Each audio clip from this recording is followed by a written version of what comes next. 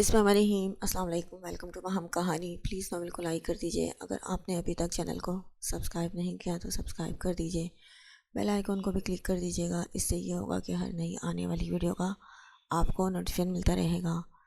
چلتے ہیں ناول کی طرف۔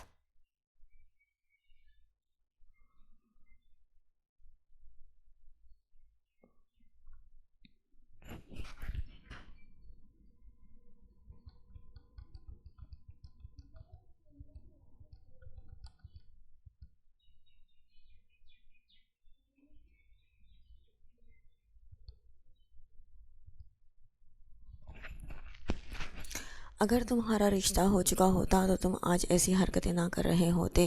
کیا ہمیں اپنی منگیتر سے ملواؤ یا ہیرا سے شادی کرو؟ کم سے کم مرے ہوئے نانا نانی کی بات کی لاج ہی رکھ لو۔ خاندانی مرد ایسے کام نہیں کرتے۔ بڑی مامی کو موقع مل چکا تھا اس پر بولنے کا، وہ سچ ہو گیا۔ جی میں ضرور ملواؤں گا اپنی منگیتر سے۔ ان تصاویر کا مجھ سے کوئی لینا دینا نہیں۔ میرے باپ نے واقعی میرا رشتہ کر دیا ہے۔ خیر میں اب یونی جانے کی تیاری کرتا ہوں، پھر ملتا ہوں آپ سے جلدی۔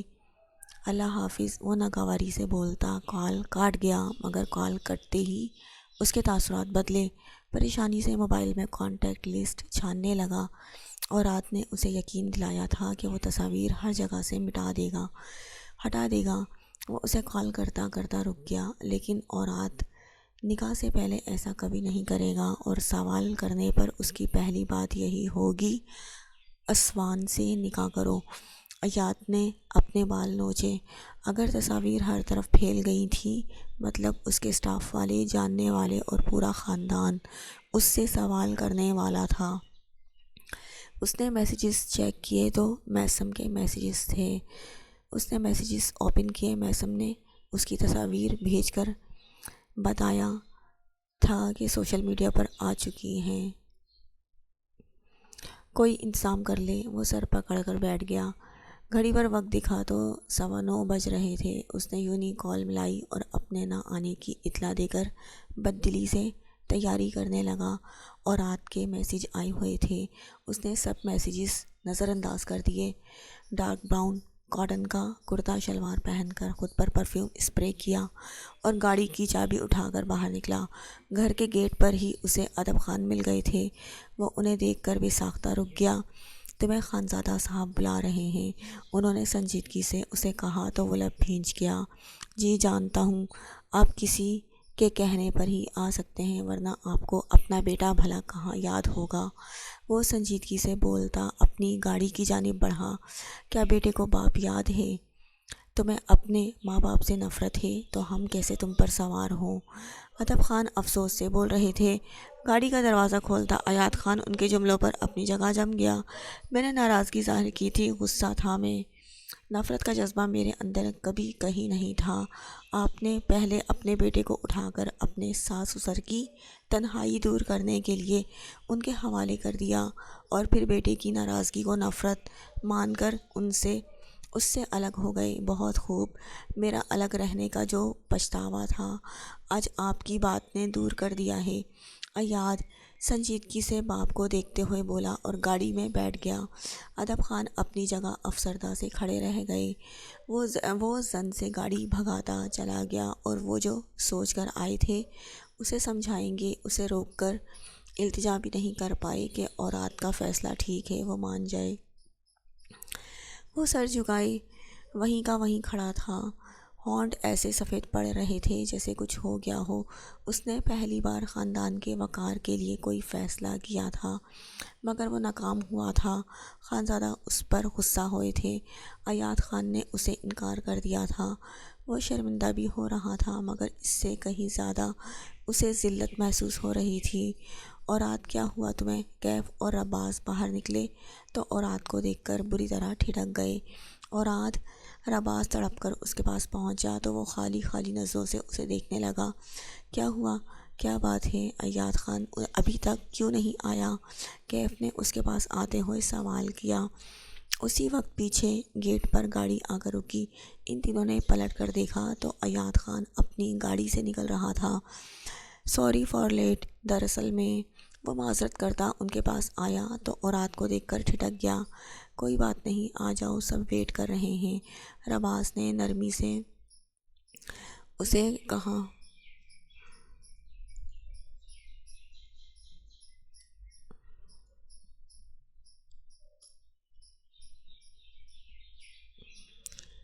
اورات بغیر کچھ بولے اندر جا کر بیٹھ چکا تھا۔ وہ تینوں بھی باتیں کرتے اندر پہنچے۔ ادب خان بھی پیچھے پہنچ گئے تھے۔ خان عیسیٰ جائزہ لیتی نظروں سے ایاد خان کو دیکھ رہے تھے۔ کاٹن کے کرتا شلوار میں اس کا دراز قد نمایاں ہو رہا تھا۔ شفاف رنگت پر بادامی آنکھیں اور پرکشش نقوش متاثر کن تھے۔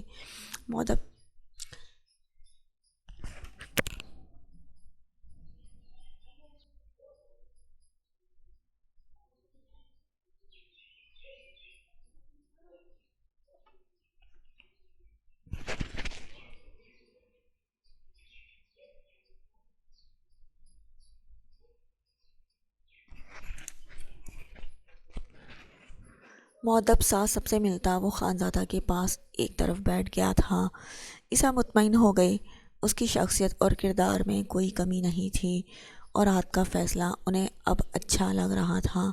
نکاح کے دوران اورات ایک سائڈ پر خاموشی سے بیٹھا رہا تھا۔ نکاح ہو گیا تو ایاد سب سے مل کر اورات کی طرف مڑا تاکہ اسے تصاویر ڈیلیٹ کروانے کا کہہ سکے، مگر اورات خانزادہ وہاں سے جا چکا تھا۔ اورات کہاں گیا؟ خان عازر نے اس کی تلاش میں نظر دوڑائی۔ خانزادہ جانتے تھے وہ ان کی بات سے ہٹ ہوا ہے۔ وہ اسے کچھ دیر پہلے نکل کر جاتا دیکھ چکے تھے۔ گہرا سانس بھر کر رہ گئے۔ اپنے اس بیٹے کو نہ وہ کبھی سمجھ پاتے تھے نہ اسے خوش کر پاتے تھے، الٹا ہر بار کچھ ایسا ہو جاتا تھا کہ اسے دکھی کر جاتے تھے اور وہ اورات کے لیے اداس ہوئے۔ نکاح کی رسم ہو چکی ہے، مگر اب باقاعدہ رشتہ پورے رسم و رواج کے ساتھ کرنا لانا ادب خان، اور شادی پورے رسم و رواج سے کرنا ادب خان۔ خانزادہ نے ایاد کے سامنے ادب سے کہا تاکہ اب شادی کے لیے ایاد خان اپنے ماں باپ سے سب اختلافات بھلا دے۔ ایاد خاموش رہا تھا۔ ہماری بیٹی کو رخصتی کروا کر اپنے والدین کے گھر لے کر جانا ایاد خان، کیونکہ ہماری روایت یہی ہے، پھر بعد میں چاہے جہاں رہو تمہاری مرضی ہوگی۔ خانزادہ نے ایاد کو بھی سمجھایا۔ وہ ضبط سے سر ہلا گیا۔ میں اسوان کو ابھی اپنے ساتھ لے جانا چاہتا ہوں۔ ایاد خان نے یکدم مطالبہ کیا تو سب حیران رہ گئے۔ ابھی صرف نکاح ہوا ہے، رخصتی نہیں کہ تم لے جاؤ۔ خان عیسیٰ نے ماتھے پر بل ڈال کر جواب دیا، تو رخصت کر دیں، شادی سے پہلے حویلی پہنچا دوں گا۔ وہ سنجیدگی اور ضدی پن سے بول رہا تھا۔ یہ کیسی ضد ہے ایاد؟ ایسے کیسے رخصت کر دیں؟ کوئی طریقہ ہوتا ہے؟ ادب خان نے سب سے شرمندہ ہو کر دبے دبے الفاظ میں اسے ٹوکا۔ نکاح ہو چکا ہے، وہ بیوی ہے میری، اور کیا طریقہ چاہیے؟ مجھے اپنے خاندان سے ملوانا ہے، سب مجھ پر اتنا بول رہے ہیں، کریکٹر لیس کہہ رہے ہیں مجھے۔ اپنی بیوی کو لے جا کر ملواؤں گا تاکہ وہ لوگ میری ذات کو لے کر خود ساختہ فیصلہ نہ کریں۔ ایاد سنجیدہ ہو چکا تھا، تیزی سے بولتا چلا گیا۔ عیسیٰ سر پکڑ کر بیٹھے۔ اسوان نکاح کا سن کر ہی گمسم ہو چکی تھی۔ ایسے میں رخصتی کا کہا جاتا تو گھبراہٹ سے بے ہوش ہی ہو جاتی۔ ٹھیک ہے، کوئی بات نہیں، لے جاؤ، وہ تمہاری بیوی ہے۔ شادی سے پہلے حویلی میں پہنچا دینا تاکہ سب لوگوں کے سامنے باقاعدہ رخصت کیا جائے۔ خان عازر نے بات کو سمیٹنے کے لیے اس کا مطالبہ مان لیا۔ یہ کیا طریقہ ہے؟ شادی کے بعد سب سے ملوا لے گا؟ موسیٰ بھی ناگواری سے بول رہے تھے۔ خانزادہ خاموش نظروں سے ایاد خان کو دیکھ رہے تھے، جبکہ ادب خان شرمندگی سے سرخ ہو رہے تھے۔ ضد مت کرو سب، اگر وہ بضد ہے تو اس کی بیوی ہے، وہ لے جا سکتا ہے۔ خان عازر نے موقع کی مناسبت سے ان سب کو سمجھایا۔ ابھی نکاح ہوا تھا، وہ نہیں چاہتے تھے ایاد خان کا سب سے دل برا ہو۔ ایاد خان اپنی جگہ جمع ہوا تھا۔ وہ اسوان کو لیے بنا نہیں جانا چاہتا تھا۔ ہاں، کچھ بڑی ممانی سے ملوانے کا خیال بھی تھا اور کچھ اس زبردستی نکاح کی ضد بھی تھی۔ اور آج یہاں ہوتا تو میں دیکھتا کیسے تم یہ ضد کرتے تھے۔ رواز نے اسے مصنوعی گھوری سے نوازتے ہوئے اس کے قریب ہو کر آہستگی سے کہا، خوش قسمتی سے وہ یہاں نہیں ہے اور کسی سے مجھے مسئلہ نہیں ہے۔ اب ایسے گھورے نہیں، مجھے اپنی بیوی کو لے جا رہا ہوں۔ ایاد نے اطمینان سے جواب دیا، جیسے کسی کی پرواہ ہی نہ ہو۔ میں شرمندہ ہوں خانزادہ صاحب، یہ شہر میں رہا ہے تو روایات کی سمجھ بوجھ نہیں ہے۔ میں سمجھا دوں گا، آپ لوگ پریشان نہیں ہوں۔ ادب خان نے شرمندگی سے خانزادہ اور عیسیٰ سے معذرت کی۔ کوئی بات نہیں عیسیٰ، جا کر عثمان کو بھیجو اور سمجھا دینا، گھبرانے کی کوئی بات نہیں ہے۔ خانزادہ بھی موقع کی نزاکت کو سمجھ رہے تھے۔ انہیں تو اب یہ بات بھی پتہ تھی کہ ایاد خان نے عثمان کی عزت بچانے کے لیے اس سے نکاح کیا ہے، ایسے میں بحث کر کے وہ اسے بددل نہیں کرنا چاہتے تھے۔ خان عیسیٰ خاموشی سے سر ہلا کر چلے گئے۔ ایاد خان، بس چند دن کے لیے لے جاؤ، پھر حویلی میں پہنچا دینا جلدی۔ خانزادہ نے اسے ہدایت دی تو وہ فرمانبرداری سے سر ہلا گیا۔ نظر گھما کر دور اورات کے کمرے کی جانب دیکھا اور گہرا سانس بھرا۔ وہ اپنے مطلب کے لیے نکاح کرنے آیا تھا اور یہ بات یقیناً اورات خانزادہ بھی جان چکا تھا، تبھی وہ وہاں سے چلا گیا تھا۔ ایاد اس سے کی جانے والی بحث اور بدلحاظی پر پچھتانے لگا۔ عثمان اپنے نکاح کے بعد ساکن سی بیٹھی تھی، پریسا اسے سینے سے لگائے پیار کر رہی تھی اور اس کا دل چاہ رہا تھا چیخ چیخ کر روئے۔ وہ دماغی طور پر اب بھی اس نکاح اور اس بندھن کے لیے تیار نہیں تھی۔ ایاد خان کے بارے میں اس نے ایسا کبھی نہیں سوچا تھا اور اس سے رشتہ جڑ جانے کے بعد بھی وہ اس کے بارے میں سوچنے سے قاصر تھی۔ ایاد بہت اچھا لڑکا ہے، میں بھی اس سے ملی ہوں۔ عثمان کی طبیعت خراب ہوئی تو اسے فوراً ہاسپٹل پہنچایا اور ہمارے پہنچنے تک وہیں کمرے کے باہر موجود رہا۔ ذمہ دار اور سلجھا ہوا ہے۔ ریما آپی تو ویسے بھی ہم سے رشتہ جوڑنا چاہتی تھی، مجھے یقین ہے وہ عثمان کی بہت قدر کریں گی۔ پوروا اطمینان سے بولتی پریسا کو بتا رہی تھی، ہاں ریما سے تو میں بھی ملی ہوئی ہوں، لڑکا بھی اچھا لگ رہا ہے۔ عثمان، پریشان کیوں ہو؟ کیا لڑکا پسند نہیں ہے؟ پوروا اس سے مرضی نہیں پوچھی تھی؟ پریسا نے عثمان کی خاموشی محسوس کر کے سوال کیا تو پوروا بے چارگی سے اسے دیکھنے لگی۔ وہ اورات کے کہنے پر نکاح کے لیے مان گئی تھی، مگر اس کے بعد سے بالکل چپ ہی تھی۔ عثمان خان عیسیٰ کمرے میں داخل ہوئے تو وہ ان کی پکار پر سر اٹھا کر انہیں دیکھنے لگی۔ تم اپنے کوئی ایک دو ڈریس لائی ہو ساتھ تو رکھ لو، تمہیں ابھی ایاد کے ساتھ جانا ہوگا، خان عیسیٰ سنجیدگی سے بولے تو پوروا بھوکلا گئی تھی۔ کیا مطلب؟ صرف نکاح تھا نا، تو اس کے ساتھ کیوں جائے گی؟ وہ گھبرا کر سوال کر رہی تھی، جبکہ عثمان تو بالکل ہی گمسم سی ہو گئی تھی۔ پوروا، ابھی بحث مت کرو، وہ صرف اپنے خاندان سے ملوانا چاہتا ہے، وہ واپس لے آئے گا، ہم عزت سے شادی کریں گے۔ عثمان، پریشان مت ہونا، کوئی مسئلہ ہے تو بتاؤ مجھے۔ خان عیسیٰ اس کے پاس بیٹھ کر اسے خود سے لگاتے ہوئے پوچھ رہے تھے۔ وہ بری طرح کپکپا رہی تھی، اس کا دماغ مفلوج ہو رہا تھا۔ وہ کیا چاہتی تھی اسے کچھ سمجھ نہیں آ رہا تھا۔ عثمان، عیسیٰ نے پکارا تو وہ سر ہلا گئی۔ میرے پاس کوئی ڈریسز نہیں ہیں اس وقت، وہ مدھم لہجے میں بولی۔ زندگی بالکل ہی بدلتی جا رہی تھی۔ عثمان کو لگا وہ بھی بدل رہی ہے، ہر دوسرے لمحے اندر سے کوئی اور بنتی جا رہی ہے۔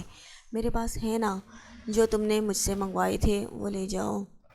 پریسا خیال آنے پر اٹھی اور اپنا سامان کھول کر عثمان کے لیے لائے ڈریس نکالنے لگی، مگر اسکرٹس اور جینز شرٹس سے رہنے دیں اپیاں، جو لے جا رہا ہے وہ لے دے گا ڈریس بھی۔ پوروا خفگی سے بولتی ناراض نظروں سے خان عیسیٰ کو دیکھنے لگی۔ عیسیٰ خاموشی سے عثمان کا ہاتھ تھام کر اپنے ساتھ باہر لے گئے۔ وہ سر ڈالے ان کے ساتھ چل رہی تھی، سفید پیروں تک کلیوں والی فراک پر مہرون کامدار دوپٹہ اوڑھے وہ بالکل سادہ سی لگ رہی تھی۔ کندھوں پر مٹیالہ رنگ کی چادر پھیلائی ہوئی تھی۔ ایاد خان اسے آتا دیکھ کر اٹھ کھڑا ہوا۔ ایاد، ابھی اس کی طبیعت بالکل ٹھیک نہیں، اور اس اچانک نکاح اور حادثے سے گھبرائی ہوئی بھی ہے، اس کا خیال رکھنا اور جلدی واپس لے آنا پلیز۔ انہیں روانہ کرتے ہوئے خان عیسیٰ نے اس سے درخواست کی، میں سب سے ملوا کر واپس لے آؤں گا۔ ایاد نے نرمی سے اطمینان دلایا، مگر خان حویلی کے ایک مرد نے اس سے مل کر جب یہی ہدایت دہرائی تو وہ چکرا گیا۔ ایسا لگا جیسے کسی امتحان گاہ میں موجود ہے۔ گاڑی گھر سے نکالتے ہی اس نے سکھ کا سانس لیا۔ انہیں بھیج کر باقی سب نے ہلکا پھلکا لنچ کیا اور حویلی جانے کے لیے تیار ہو گئے۔ اور رات کو کال کرو کب واپس آئے گا، حویلی نہیں چلنا کیا؟ خان یاور نے رباز سے کہا تو وہ اسے کال ملا گیا۔ اور رات ہم واپس جا رہے تھے، تم نے کھانا بھی نہیں کھایا، کہاں ہو، چلنا نہیں ہے کیا؟ رباز نے اسے کال کر کے ایک طرف ہوتے ہوئے سوال کیا۔ میں آفس میں ہوں، شادی تک پہنچ جاؤں گا، آپ لوگ چلے جائیں۔ وہ خود پر پھر سے خول چڑھا چکا تھا، سادہ سرسری سے لہجے میں جواب دیتا خود کو مصروف ظاہر کرنے لگا۔ اور رات تم ٹھیک ہو نا؟ تم ٹھیک نہیں لگ رہے تھے، آج آفس نہ جاتے؟ رباز نے فکر مندی سے سوال کیا۔ مجھے کچھ نہیں ہوا، میٹنگ تھی، آنا پڑا، فکر نہیں کریں، اوکے، اللہ حافظ۔ وہ سنجیدگی سے بولتا بات ختم کر کے کال کاٹ گیا۔ رباز موبائل ہاتھ میں لیے کھڑا رہ گیا۔ وہ جب بھی کہتا تھا میں ٹھیک ہوں، وہ تب ٹھیک نہیں ہوتا تھا۔ رباز بے چینی سے لب کاٹنے لگا۔ اور رات سے رابطہ ہوا؟ خانزادہ کے سوال پر وہ چونکا۔ جی بزی ہے وہ، بعد میں آئے گا۔ رباز کے جواب پر وہ نفی میں سر ہلا گئے۔ بزی نہیں ہے، ناراض ہے، میں چاہتا ہوں وہ بالکل نارمل ہو جائے۔ وہ حساس ہے، اسے لگتا ہے اس کے ساتھ کوئی نہیں، کاش کوئی ایسی لڑکی ملے جو اسے اس احساس سے نکال کر نارمل کر دے۔ خانزادہ آہستگی سے بولتے ہوئے وہاں سے چلے گئے اور رباز ان کی بات پر سوچ میں گم ہو گیا۔ کیا حمالہ وہ لڑکی نہیں ہو سکتی تھی؟ رباز کو جانے کیوں لگا جیسے اورات نے حمالہ کا نام خواہ مخواہ نہیں لیا تھا، شاید وہ واقعی ضد نہیں، کچھ اور احساس تھا۔ اس نے پوچھا ہی نہیں اورات سے۔ وہ سوچ کر آدھا ہو رہا تھا۔ وہاں اپنے آفس میں فارغ بیٹھا اوراد کسی فائل کو خالی خالی نظروں سے دیکھ رہا تھا۔ حمالہ کا رشتہ پہلے ہی پلوشے نے مانگ لیا تھا۔ حمالہ تمہارے لیے راضی نہیں ہو رہی ہے، ضد مت کرو۔ حمالہ پلوشے کی لائی چیزوں سے بہت خوش ہو رہی تھی۔ حمالہ تو اپنی شادی کے لیے کچھ زیادہ پرجوش ہے۔ حمالہ سے کہو مائیوں بیٹھے، ڈھولکی میں بڑھ چڑھ کر حصہ لینے کی ضرورت نہیں۔ حویلی میں وقتاً فوقتاً بولے جانے والے جملوں میں حمالہ کے ذکر کرنے اور رات کو جیسے کسی سیاہ تاریک کوٹڑی میں بند کر دیا تھا۔ وہ حمالہ کو دیکھ نہیں رہا تھا، مگر پھر بھی اس کے ارد گرد ہر جگہ موجود تھی۔ وہ خوش تھی اور یہ بات اورات کو دکھی کر رہی تھی۔ خانزادہ اس کے لیے خوش تھے، حویلی والے بھی مطمئن تھے، تو اوراد کا کیا؟ اس کا کہا وہ ٹھیک ہے، اس نے کہا ٹھیک ہے تو سب نے مان لیا وہ ٹھیک ہے۔ خود سوال کرتے وہ الجھتے، اورات کی آنکھوں میں سرخی پھیل رہی۔ اس نے موبائل اٹھا کر سائبر کرائم میں اچھے عہدے پر موجود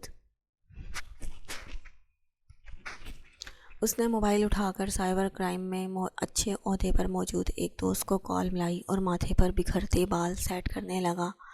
ہاں وعلیکم السلام یار، وہ ایک مسئلہ ہو گیا تھا، میرے فیملی ممبر کی کچھ غلط تصاویر سوشل میڈیا پر ڈال دی گئی ہیں، وہ ہٹوانی ہیں۔ نہیں ایسی ویسی نہیں ہے کہ کوئی سیو کرتا، ہاں بس نارمل سی ہیں، لیکن ہمارے لیے بدنامی کا باعث ہیں۔ ہاں بالکل، مزید کوئی مسئلہ نہیں، چلو ٹھیک ہے، میں باقی ڈیٹیل بھیجتا ہوں۔ وہ سنجیدگی سے بولتا سر ہلاتا جا رہا تھا، پھر کال کاٹ کر دوست کو ساری ڈیٹیل اور تصاویر بھیجی۔ موبائل ٹیبل پر رکھا اور اپنے لیے کافی کا کپ منگوا لیا۔ صبح سے خالی پیٹ وہ بس کافی پیتا جا رہا تھا اور دماغ سوچ کر پھٹنے والا ہو رہا تھا۔ اس نے گاڑی ڈرائیو کرتے ہوئے ایک سرسری نظر آسمان پر ڈالی تو ٹھٹک گیا، وہ بالکل سفید پڑ رہی تھی۔ کیا تم ٹھیک ہو؟ اس کے اچانک سوال پر آسمان کو جھٹکا لگا، گھبرا کر اسبات میں سر ہلا گئی۔ عیسیٰ انکل بتا رہے تھے تمہاری طبیعت ٹھیک نہیں ہے، اگر زیادہ مسئلہ ہے تو ہم ڈاکٹر کے پاس بھی جا سکتے ہیں، وہ عام سے لہجے میں بولا، یوں جیسے کچھ ہوا ہی نہ ہو، جیسے یہ رشتہ عام حالات میں بنا ہو اور وہ دونوں ایک دوسرے کو اچھے سے جانتے ہوں۔ اسوان مزید کنارے سے جا لگی، میں ٹھیک ہوں، وہ آہستگی سے بولی۔ ایاد سر ہلا کر گاڑی کی رفتار بڑھا گیا۔ اپنے گھر پہنچ کر گیراج میں گاڑی روکی اور بنا کچھ کہے اندر بڑھ گیا۔ اسوان اس کی حرکت پر خفت زدہ ہو گئی۔ کہاں وہ راستے میں اس کی طبیعت کو لے کر فکر ظاہر کر رہا تھا اور کہاں اب گھر کے اندر تک لے کر نہیں گیا تھا۔ وہ موبائل پر اپنی بڑی مامی کا نمبر ملا کر موبائل کان سے لگاتا کچن میں داخل ہو گیا تھا۔ السلام علیکم۔ ہاں جی مامی، دراصل صبح کچھ جلدی میں تھا، میں یوں نہیں جانا تھا، پہلا لیکچر میرا ہوتا ہے، آپ کی بات ہی ٹھیک سے نہیں سنی میں نے، وہ صفائی سے جھوٹ بولتا نہایت خوش اخلاقی کا مظاہرہ کر رہا تھا۔ اس کی بڑی مامی آگے سے صبح والی باتیں دہرانے میں مصروف ہو چکی تھیں۔ کسی خیال کے تحت ایاد نے کچن سے باہر جھانکا تو اسوان اندر نہیں آئی تھی۔ وہ فریج سے نکالا سامان شیلف پر رکھتا باہر نکلا۔ ارے نہیں مامی، ایسی کوئی بات نہیں ہے، آپ کو تو پتہ ہے آج کل کی نسل کا۔ یونی میں کچھ فریشرز نے میرے ساتھ پرانک کیا اور خان حویلی کا ذکر ایسے کر دیا کیونکہ سب جانتے ہیں میری منقوہہ کا تعلق خان حویلی سے ہے۔ وہ جھوٹی کہانیاں گڑتا دروازہ کھول کر اسوان کی طرف بڑھا اور بنا کچھ کہے اس کی کلائی تھام کر اندر بڑھ گیا۔ اسوان اس کی حرکت پر دھک سے رہ گئی، گڑبڑا کر اس سے اپنا بازو چھڑواتی اس سے دور ہوئی۔ تمہارا نکاح کب ہوا؟ اب تم ہمیں بہلانے کے لیے نیا قصہ شروع کر رہے ہو؟ میری ہیرا میں کیا کمی ہے جو تم اتنے ڈرامے کر رہے ہو؟ بڑی ممانی بھڑک اٹھی تھی۔